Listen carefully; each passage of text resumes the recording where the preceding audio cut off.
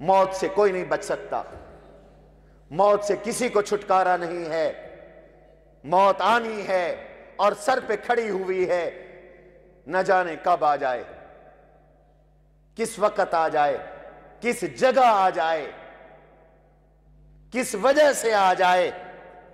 وقت بھی چھپا دیا، جگہ بھی چھپا دی، فرمایا ما تدری نفس ماذا تکسب غدا وما تدری نفس بأی ارض تموت۔ کوئی نہیں جانتا کل کیا کرے گا، کوئی نہیں جانتا اسے کس زمین میں موت آئے گی۔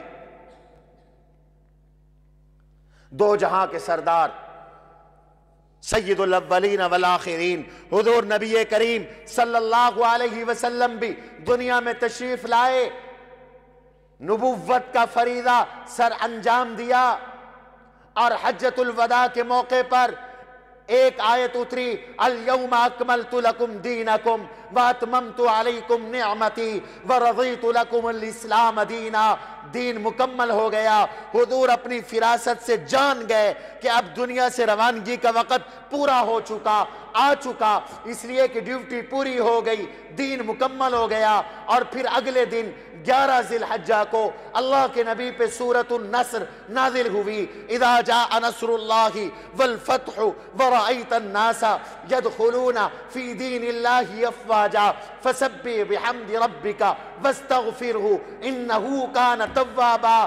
اللہ نے اعلان کر دیا کہ فتح آ گئی، اب فوج در فوج لوگ اسلام میں داخل ہو گئے، آپ کی آنکھیں ٹھنڈی ہو گئی، مشن پورا ہو گیا اور فریضہ ادا ہو گیا۔ اب موت کی تیاری کیجئے، فسبح بحمد ربک واستغفرہ، تسبیح تحمید کا اہتمام کیجئے، استغفار کا اہتمام کیجئے۔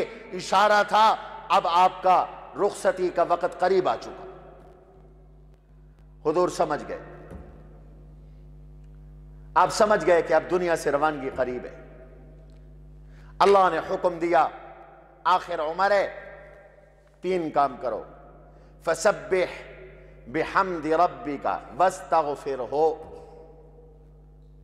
میری طرح سفید بالوں والے بہت سے حضرات بیٹھے ہیں، سفید بال موت کی نشانی ہیں۔